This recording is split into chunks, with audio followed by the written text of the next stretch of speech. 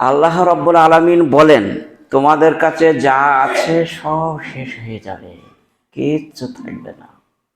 মা ইনদাকুম ইয়ানফাদু ওয়া মা ইনদাল্লাহি বাকিন।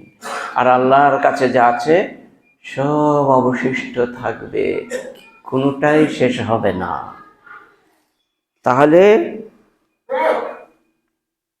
মানুষের দেয়া কুলায় না, আর আল্লাহর দেওয়া ফুরায় না। একটা কথা বলে যে খাদিম দিচ্ছে কিন্তু কর্মচারীরা ঠিক মতো দেয় না। ঠিক অনুরূপভাবে আল্লাহ রাব্বুল আলামিন নিজে একটা সূরা হাদিসে কুদসিতে বলেন, ইয়া ইবনে আদম আনফিক উনফিক আলাইকা। কতটুকুন হাদিস, ছোট্ট আদলাইন। ইয়া ইবনে আদম, এই আদমের সন্তান, তোমাদেরকে বলছি শোনো, আনফিক, আমার রাস্তায় তোমরা দান করো, উনফিক আলাইকা, একদিন তোমাকে আমি বেসুমার দান করব। কার কথা এটা? মহান আল্লাহ তাআলার কথা। একে হাদিসে কুদসি বলে। আল্লাহ স্বয়ং বলছেন বানি আদমকে লক্ষ্য করে যে তোমরা, তাহলে বানি আদম সেই আদম আলাইহিস সালাম যে যুগে জন্ম হয়েছিল তখন থেকে নিয়ে মৃত্যু পর্যন্ত যত লোক আসবে, নারী পুরুষ সকলকেই সম্বোধন করে এই শব্দটা আল্লাহ তাআলা উচ্চারণ করলেন, ছোট্ট শব্দ। তাহলে দানটা কবে থেকে আছে? সেই আদমের কাছ থেকে এসেছে, তখন থেকে দান আছে। যে কাবিল আর হাবিল দুইজনাই আল্লাহর রাস্তায় কোরবানি দান করেছিল, কাবিলের কবুল হইল, কাবিলের কবুল হয় নাই, আর হাবিলের কবুল হয়ে গেছিল। তাহলে তখনও ছিল দান, চলে আসছে। দান এমন একটা জিনিস, মহান আল্লাহ তাআলা বলছেন যে ইয়া ইবনে আদম আনফিক, আমার রাস্তায় তুমি দান করো, স্বেচ্ছায়, খুশিতে, আনন্দে, অল্প হলেও করো। উনফিক আলাইকা, আমিও করব। কত বড় কথা বললেন! মানে যেদিন ঠেকে যাবে মানুষ কিয়ামতের দিন, সেদিন আল্লাহ তাআলা পার করবে কেমন করে? কিসের বিনিময়ে? দানের বিনিময়ে, অন্য কোনো বিনিময়ে হবে না। তাহলে দান তো বিশাল বড় ইবাদত। সালাত প্রথম হচ্ছে ইমান, ইমানের পর সালাত, সালাতের পর 3 নম্বর হচ্ছে পৃথিবীতে যত বড় আমল আছে, যত বড় আল্লাহর কাছে ক্ষমা হবে, সেটা হচ্ছে দান। 3 নম্বর আমলে, এগুলো পরের আমল যত আছে প্রায় 200টা আছে, তার মধ্যে 3 নম্বর হচ্ছে দানের ডাক। তাহলে দান কত বড় জিনিস, কত পাওয়ারফুল ইবাদত এটা। এটা বিনা সময় নষ্ট করে, বিনা মেহনতে, বিনা পরিশ্রমে জান্নাত, বিশাল ব্যাপার। আর আল্লাহ তাআলা বলছেন তোমাদের কাছে যা আছে সব শেষ হয়ে যাবে, যতই তুমি মাল করো না কেন সব শেষ, কিচ্ছু থাকবে না। নিঃশ্বাস শেষ হইলো তো ঘুমিয়ে গেল, বাস সব পড়ে থাকলো, কিচ্ছু যাবে না সাথে। সে সব হাদিস আমি নতুন কিছু হাদিস নিয়ে এসেছি বা আনা হয়েছে, প্রায় 150 হাদিস থেকে নির্বাচন করে মাঝে মধ্যে নিয়ে এসেছি। দেখুন, একটা ছোট্ট একটা আমল, আর এই কয়েকটা আমল করলে মরণের পর কবরে পৌঁছাবে। কিছু আমল আছে সাদেকায়ে জারিয়ার মধ্যে। কি? 1 নম্বর হচ্ছে দান, 1 নম্বর রেখেছে এটাকে। আর 2 নম্বর হচ্ছে দোয়া, আর 3 নম্বর হচ্ছে জিকির, 4 নম্বর হজ, 5 নম্বর উমরা, 6 নম্বর বিদ্যা, আরবি শিক্ষা, আর 7 নম্বর আমল, আর 8 নম্বর কোরআন তেলাওয়াত করা।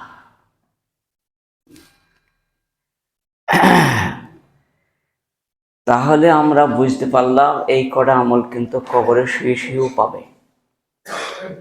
সে যদি 1 লাখ বছর শুয়ে থাকে, 1 লাখ বছর ওনার গোল পেয়ে যাবে এই আমল করা, বাকি কোনো আমল যাবে না। এই আমল করা যাবে। বানি আদমের সম্বন্ধে বলা হয়েছে, আর আমরা চাক্ষুষ পৃথিবীর জীবনে দেখতে পাচ্ছি তাই, যে হ্যাঁ সত্যিকার যা, তো এগুলো তো প্র্যাকটিক্যালি আমরা দেখতে পাচ্ছি, যাবে না তো বুঝতেই পারছি। তার একটা আরও দলিল দিচ্ছি। সহিহ মুসলিমে 2952 নম্বর হাদিসটি বর্ণনা করেছেন মহানবী। দেখুন, মা কানা, আবু হুরায়রা থেকে বর্ণিত, রাসূল সাল্লাল্লাহু আলাইহি ওয়াসাল্লাম তিনি বলেছেন, মা আকালা ফা আফনা, মানুষ যা খেলো তা মাকালা আফনা, পায়খানার দাঁত দিয়ে, পেচ্ছাবের দাঁত দিয়ে বেরিয়ে চলে গেল, কিচ্ছু তার জমা হলো না। অ্যাডভান্সে থাকলো, কবর যে শুয়েছি একটু আরাম পাবে, সেরকম কিছু হলো? কিচ্ছু হলো না। কতই না খেয়েছি আর কতই না পড়েছি, সব চলে গেছে রাসাতলে, সব মাটি হয়ে যাবে। মাটি থেকে এসেছে, মাটি হয়ে গেল।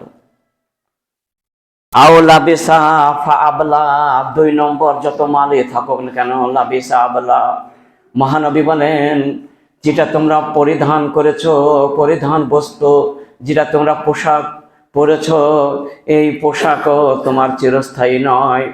ফা, এটাও তোমাদের কাছ থেকে বিদায় নেবে। লাবিসা ফা আবলা, এটা পুরাতন হয়ে ছিঁড়ে ফিরে চলে যাবে, একে আর কোনো মূল্য হলো না। যেটাও, এটাও সঙ্গে সাথে হলো না। অমাতা ফাক্তানা ফি সাবিলিল্লাহে, আর মহানবী আমার বলেন, আর যেটা তুমি 5টা টাকায় তুমি দান করলে, এটাই তোমার ব্যাংক ব্যালেন্সে হয়ে থেকে গেল, তো কিয়ামত আসা পর্যন্ত এটাই তোমার ব্যাংকে জমা থাকলো। ব্যাংকে জমা থাকার দলিল, ওমা তাজিদুহু ওমা তুকাদ্দামু লিআনফুসিকুম, আল্লাহ বলেন তোমার আত্মায় যেটাই তুমি দান করে গেলে নিজে হাতে, ওমা তুকাদ্দামু লিআনফুসিকুম, নিজের আত্মার মঙ্গলের জন্য করলেন। আমার আত্মার নয়, তোমার আত্মার নয়। যে দান করলো তার আত্মার মঙ্গল হবে, আর যে করলো না তার আত্মার অমঙ্গল হবে, তার হবে না। ওমা তুকাদ্দিমু লিআনফুসিকুম তাজিদুহু, এটা অবশ্যই তুমি পেয়ে গেলে, পেয়ে যাবে, সংরক্ষণ করা হবে, এটাকে ব্যাংকে ব্যালেন্স করা হবে। তাজিদুহু ইনদাল্লাহি, আল্লাহর কাছে ফেরেশতায় ব্যাংকে জমা হচ্ছে, সমস্ত লিপিবদ্ধ হয়ে থাকছে। ইনদাল্লাহি ওয়া খায়রান ওয়া আযামু আজরা, এটা শুধু একটু নয়, তুমি যদি 100 টাকা দান করো, ওখানে লেখা থাকছে 700 টাকাও দান করেছে, এটা লেখা হয়ে যায়। তাজিদুহু ইনদাল্লাহি, আল্লাহর কাছে ওয়া আযামু আজরা, ওটাকে 700কে বাড়াইতে বাড়াইতে যেদিন তার কিয়ামতের ময়দানে আসবে, তখন আযামু আজরা, একটা বড় পাহাড় হয়ে যাবে, পর্বত হয়ে যাবে ওটা। দেখুন, কোরআনের থেকে বললাম, সূরা মুজাম্মিল 20 নম্বর আয়াত, একটু মিথ্যা হবে না। মানে এত আয়াত আছে, এত আয়াত আছে, কি বলবো। বললাম না, 20টা খুতবা দিল খোরাবে না এই তর্জমা করতে। তাহলে সমস্ত ব্যাংক ব্যালেন্স কিন্তু হচ্ছে, এবং কেমন হবে হচ্ছে, তাই 1 টাকা দান করলে 700 হয়ে যাচ্ছে, আর 700 থেকে গন্ডি 7 কোটি হয়ে যাচ্ছে। বছরে বছরে 1 কোটি করে বাড়তে বাড়তে বাড়তে বাড়তে পাহাড় হয়ে যাওয়ার গোনা যাবে না। হচ্ছে কোরআনের থেকে পাওয়া গেল। আর হাদিস থেকে কি পাওয়া গেল, যা তোমরা দুনিয়ায় কামাচ্ছ, উপার্জন করছো, 3টি খাতে ব্যয় হয়। একটা তোমরা খাওয়া দাওয়া করছো, পেশাব পায়খানা দিয়ে বেরিয়ে যাচ্ছে। একটা তোমরা পোশাক পরিচ্ছদ পরিধান করছো, সেটাও চলে যাচ্ছে, সঙ্গে কেউ হলো না। 3 নম্বর, যেটাই তুমি দান করছো, আজকের যে এইখানে দান করলে, ওই দানটাই তোমার চিরস্থায়ী থেকে গেল। এটা কিন্তু ফুরাবেও না। মাইন্দাকুম ইয়ানফাদু মাল্লাহে বাকিন, আল্লাহ কসম করে বলছেন, এটা বাকি থেকে দিলাম।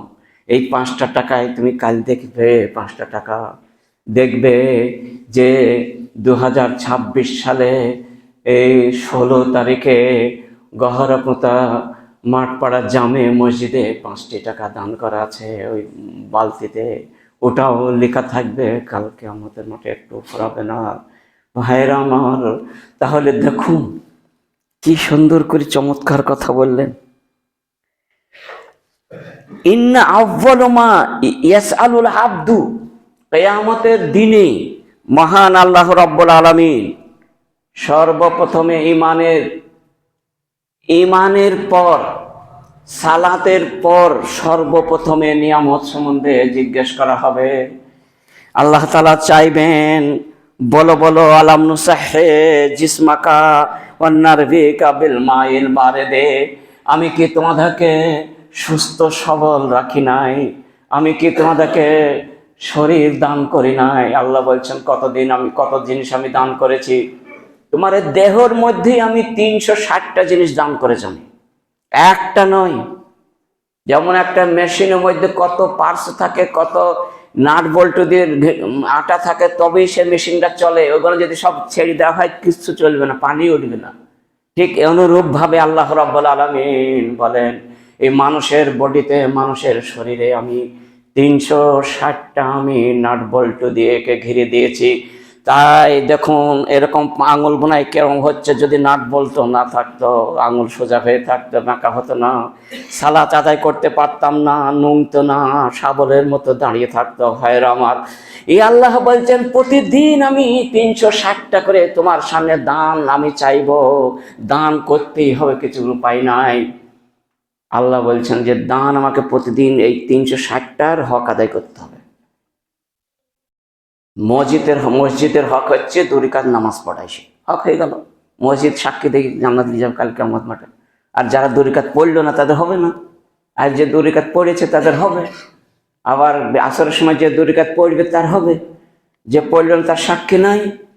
ঠিক অনুরূপ ভাবে আল্লাহ তাআলা কিয়ামতের দিনে 360টা লোকে প্রশ্ন করবে, তোমাকে যে আল্লাহ রব্বুল আলামিন 360টা নিয়ামত দিয়ে তোমাকে সৃষ্টি করেছিল, চোখ দান করেছে, ব্রেন দান করেছে, তোমাকে অস্থি দান করেছে, তোমাকে কতই না জিনিস স্টমাক দান করেছে। আল্লাহ রব্বুল আলামিন একই জায়গায় একই পেটে পানি আর খাদ্য যাচ্ছে, কিন্তু শোধন হয়ে বেরিয়ে আসছে, এ আল্লাহ কত কি তোমাকে দান করিয়ে। আলাম নুসাহে জিসমাকা, আমি তোমাদের শরীরকে কি সুস্থ রাখি নাই? এটা বলবেন আল্লাহ তাআলা। তাহলে সুস্থ রেখেছেন কিসের জন্য? আমার ইবাদত করার জন্য, আমল করার জন্য, কোরআন তেলাওয়াত করার জন্য। কি করেছ তাই বলো। এখন কি করবো আমরা? ইয়াউমাল কিয়ামতের দিনে ইয়াকুলুল আব্দু, প্রতিটা বান্দার কাছে ফেরেশতা জিজ্ঞাসা করবে, বলো বলো, ইয়াউমাল কিয়ামতে আমি নাইম, তোমাকে যে নিয়ামত আল্লাহ দান করেছিল, যে অবদান তোমাকে দিয়েছিল, সেই অবদানগুলো তুমি আল্লাহকে কি দিয়েছো বলো? নরবে কাবে মাইল মারে দে, শীতল পানি দিয়ে তোমাকে ঠান্ডা করে তোমার দেহটাকে রেখেছিলাম। কি সুন্দর চমৎকার করে তুমি বাস করতো 60-70 বছর জীবনটি, পুরো জীবনটাই তোমার পরীক্ষা নিরীক্ষার জন্যই, পরীক্ষামূলক আমি সৃষ্টি করেছিলাম, তোমাকে মজা দেওয়ার জন্য লাই। মজা তো জান্নাতে, ও তো অনন্তকাল, ও তো কোনো সময়সূচি নাই। কেউ জানে না কতদিন কি হবে। কবরে তোমার অনন্তকাল থাকতে হবে, কতদিন তা কেউ জানে না, আমরা জানি না। এই কবরে শান্তিতে থাকার জন্য এই কালটাকে তোমাকে এই কাজগুলো করতে বলছি। এটা আল্লাহ তাআলা বলবেন। তিরমিজিতে হাদিস 3158 নম্বর হাদিসটি।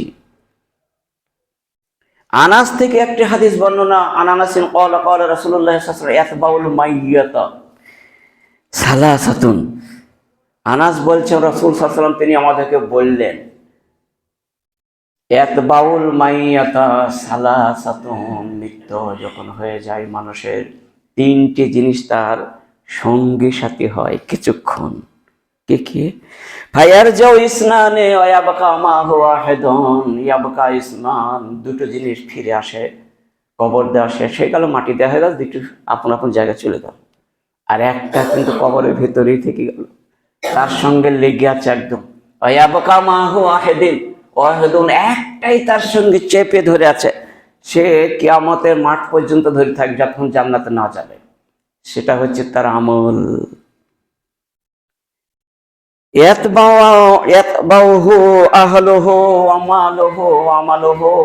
নবী আমার বলেন, একটা হচ্ছে তার আহাল বর্গ, মারা গেল, মোবাইলে ফোন করে সব এক জায়গায় জড়ো হয়ে গেল। তারপর সে ব্যক্তি জানাজা পড়ে 3 মুষ্টি মাটি দিয়ে ফিরে চলে গেল, কেউ তার জন্য কোনো কিছু করলো না, তার জন্য 1 টাকাও দান করলো না। হাই, কোন মানুষটা এসে আসলো, কত দূর থেকে আসলো, কত ভাড়া দিয়ে, কত পয়সা খরচ করে, সে 50 টাকা ভাড়া দিয়ে চলে আসলো, কিন্তু 50 টাকা সে ঘরে দান করলো না, আল্লাহর ঘরে।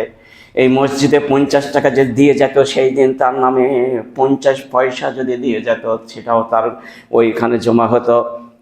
যদি 1 লাখ মানুষ আছে, আর 1 লাখ মানুষ যদি 1 টাকা করে দান করে তার নামে মসজিদে, ভাইরা আমার, ওই টাকাটাই ওই কবরের কাছে গিয়ে তার কাছে সঙ্গী সাথে কামা হুয়া হেদন, তার চিরস্থায়ী ওইটা দান হতো।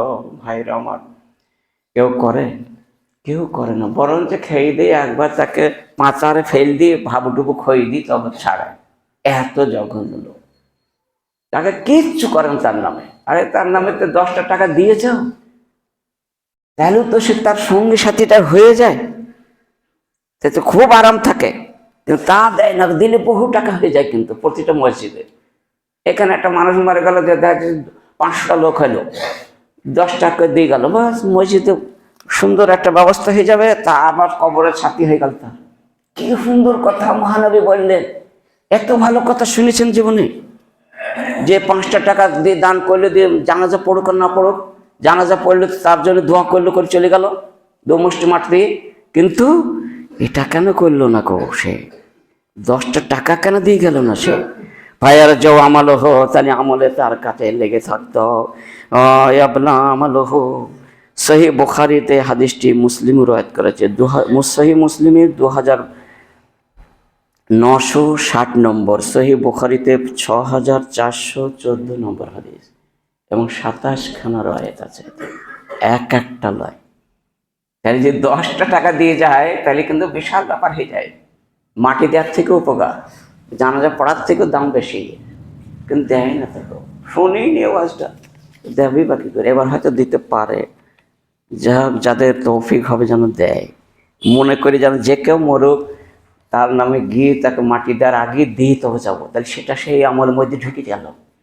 মানে যখন কিরামিন কাতাবিন তাকে প্রশ্ন করবে, তার আগে এটা ঢুকে গেল। বাহ, কি সুন্দর হলো! তার জীবনটাই বা কত হবে! 10টা টাকার বিনিময়ে সে জান্নাত যেতে পারে, যাবে। তার একটা হাদিস আমি বলবো একটু পরে। দেখুন, 10 টাকার বিনিময়ে জান্নাত চলে যাবে। আর আব্দুল্লাহ বিন মাসউদ থেকে রাসূলুল্লাহ সাল্লাল্লাহু আলাইহি ওয়াসাল্লাম বলেন, তিনি আব্দুল্লাহ বিন মাসউদ একটা বিখ্যাত সাহাবা, তিনি বর্ণনা করেন যে রাসূল সাল্লাল্লাহু আলাইহি ওয়াসাল্লাম তিনি বলেছেন, যা রাজুলুল বিনাকাতিন। এই হাদিসটা শোনার পরে একটা লোক থাকতে পারেনি, আর একটাই উট ছিল। সেই উটটার লাগাম, উটটার হাওদাজ, উটটার দড়ি, উটটার গুঁজ যেটা বাঁধে, একটাই ছিল। সে চট করে ওই সমস্ত গোঁজটাও উপড়ে নিয়ে এসে, তার দড়িটাও নিয়ে এসে মহানবীর কাছে হাজির করলো। যা রাজুলুন, একটা লোক আসলো, বেনাকাতিন মাকতুতাতিন, লাগাম সহ, দড়ি সহ, গুঁজ সহ চলে আসলো। তারপর ফাকালা হাযিহি সাবিলিল্লাহ, আল্লাহর রাস্তায় এটা দান করে দিলাম, আপনি যেখানে মন সেখানে ব্যবহার করুন। কালা রাসূলুল্লাহ, দয়ার নবী আমার হাতে করে বললেন, লাকা বেহা ইয়াউমাল কিয়ামাতে, কিয়ামতের দিনই তুমি এটাকে এইভাবেই পাবে। গুঁজটাও পাবে, দড়িটাও পাবে, লাগামটাও পাবে, হাওদাজটা পাবে, আর উটটাও পাবে। এরকম পাবে। সাবু মিয়াতো নাকাতিন, কতটা? 700টা উট পাবে, 700টা গুঁজ পাবে, 700টা দড়ি পাবে তুমি। নাকাতিন কানা মাখতুতাতুন, সব গুনাই লাগাম দিয়ে থাকবে, সব গুনাই হাওদাজ থাকবে। সহি মুসলিমে 5500 নম্বর হাদিস, 5005 নম্বর হাদিস। সহি মুসলিমে, আবু দাউদ, তিরমিজি, ইবনে মাজাহ হাদিসটা বর্ণনা করা হয়েছে যে কিয়ামতের দিনে তাকে 700 গুণ বৃদ্ধি করা হলো। একটা উট দান করে 700টা উট পেল, 700টা তার হাওদাজ, 700টার দড়ি। এ মহানবী মেরাজকে দেখে এসেছেন যে হ্যাঁ, এটা তাকে দেয়াই হয়ে গেছে। সে এখনো দেরি পায়নি, কেন? মরেনি তাই।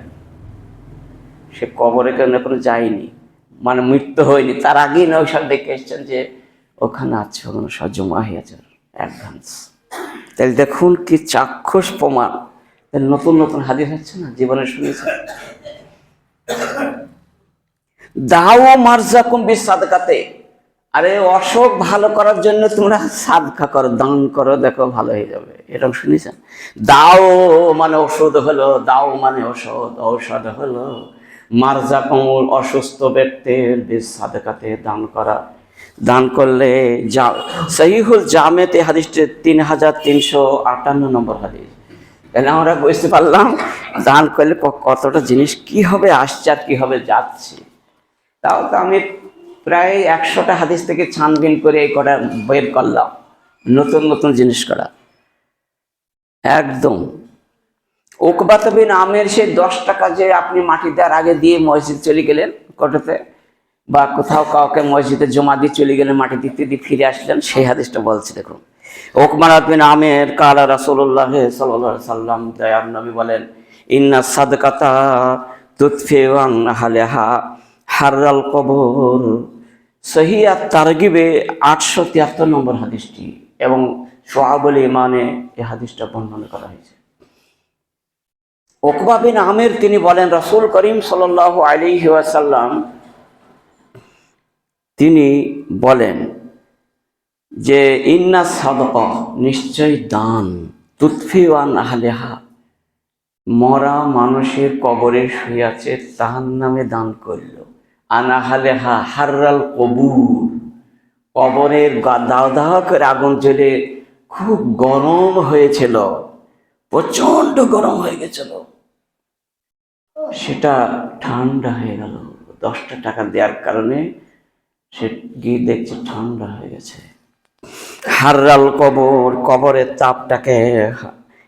তাপটাকে নিভিয়ে ঠান্ডায় পরিণত করে দেয়। এত ঠান্ডা হয় না যে থাকতে পারে না, বরং এয়ার কন্ডিশনের মতো শীতল হয়ে গেছে, এইরকম হয়ে গেছে তার কবরটা। তুতফেও মানে একদম নিভে গেল, তার আগুনটা কিচ্ছু নাই কো। আন আহলেহা, ওই ফ্যামিলি যার নামেই দিল, হয়তো 8 পোস্টে আগে একটা আমার ছিল কেউ, আমরা দাদোর বাপ এই কটা জানি, তারপর আর কেউ নামও হয়তো 4 পোস্টে পড়ার মনেও নাই কো। 8 পোস্টে থেকে আমি দিতে লাগলাম, 800 টাকা দিলাম 8 পোস্টে, আমার বাপের দিলাম, তার বাপের দিলাম, তার বাপের দিলাম, তার বাপের দিলাম, 8টা, আর ওদিকে মায়ের দিলাম, তার মায়ের, তার মায়ের, তার মায়ের, 16টা দিলাম, 1600 টাকা।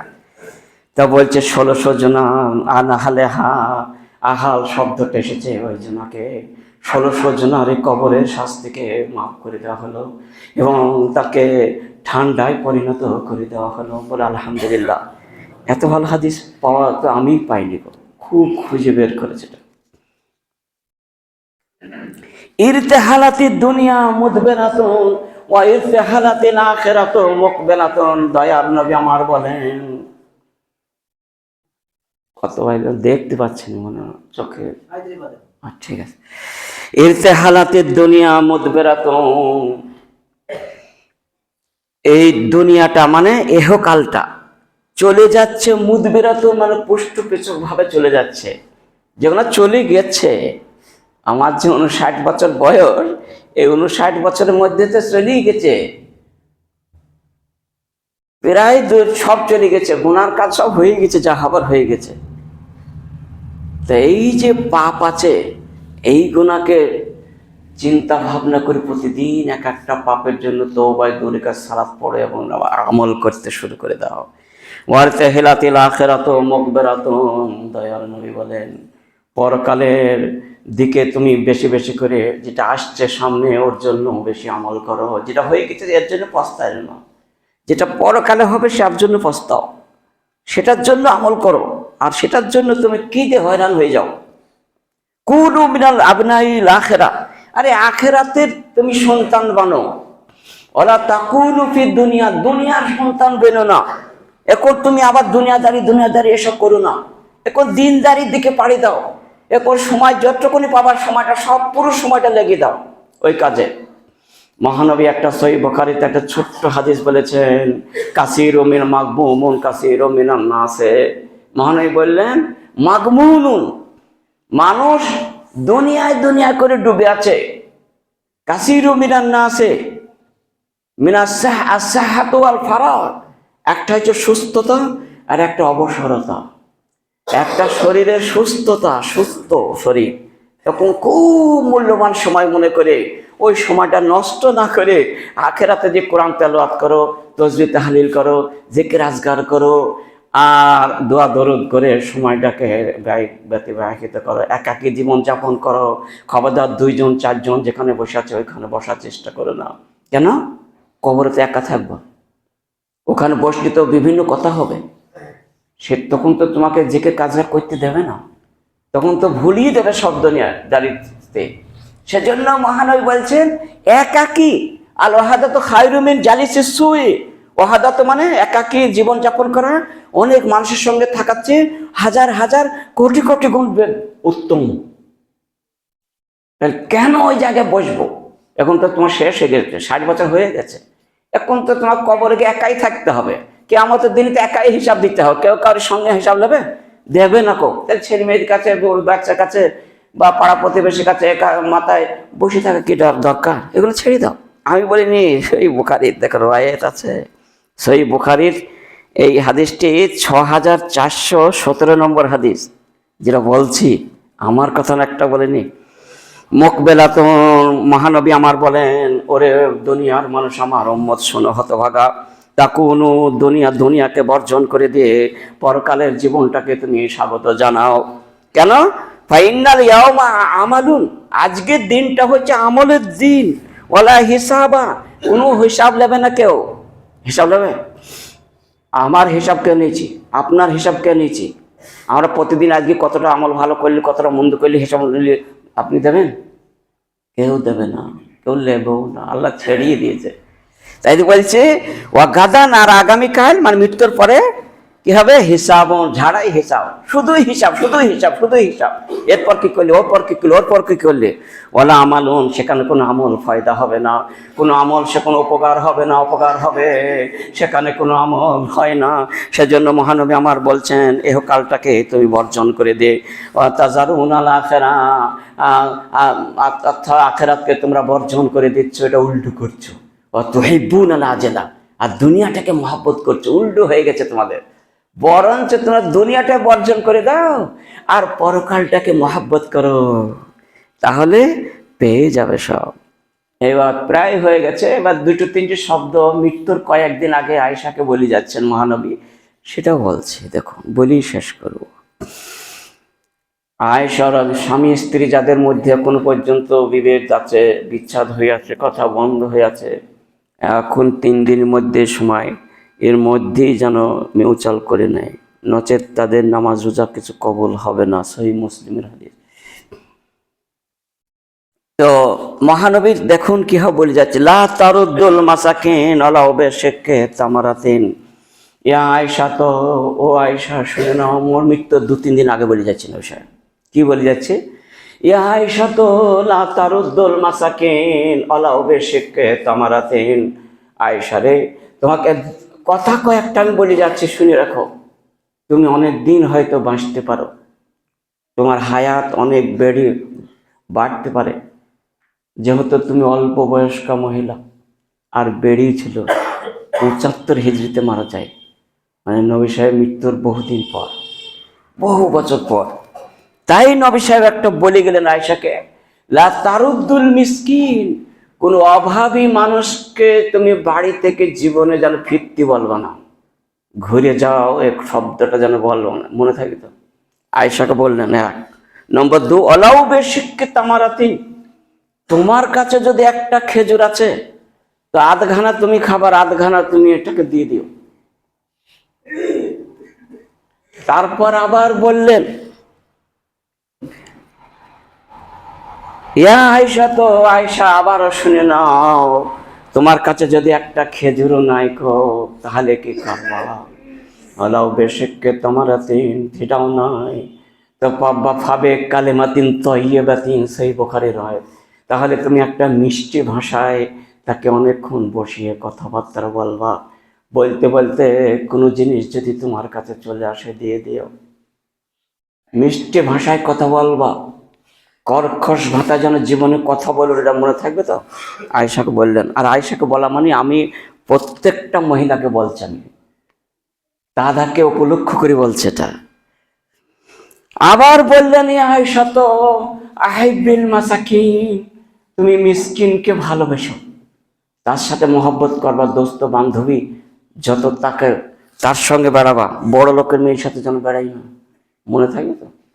দেখুন কেহ বলছে, আর আমি মহিলা তাকে বলছে, কথা করে আপনাকে বলছি আমি, মনে সবাই মহিলা জানবেন, আমাকে আমাকে লক্ষ্য করে বলছে উনি, এটা ভাববেন না আপনারা।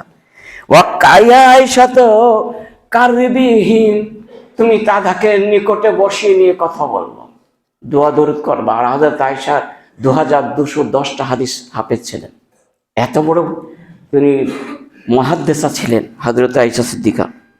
আবার বললেন আয়েশা তো ফাইনাল্লাহ ইউকাররিবুকি ইয়াউমাল কিয়ামাতে, কিয়ামতের দিনে তোমাকে আল্লাহ তোমার ডান দিকের পাশে বসিয়ে তোমাকে জান্নাত দেবে। এই কথাটা করে যদি মনে থাকে, স্মরণ করো, আর যদি আমল করে যাও আয়েশা, যে কথাটা তোমার মৃত্যুর আগে আমি বলে যাচ্ছি, তুমি জেনে রাখো। আবারও বললেন আয়েশা তো, এ আয়েশা শুনে নাও, ইয়া কি মুহাক্কারাতে যুনুবি, তুমি ছোট ছোট পাপকে ছোট পাপ মনে করে নাও, তুমি মহাপাপ মনে করো, বড় বড় পাপ মনে করবা। ফাইন্নাহা তালেব ফাইন্নাল্লাহা মুহাক্কারাতে ফাইন্না লাহা মিনাল্লাহে তালেবান, এটাও জানতে হবে, আল্লাহ জিজ্ঞাসা করি তোমাকে।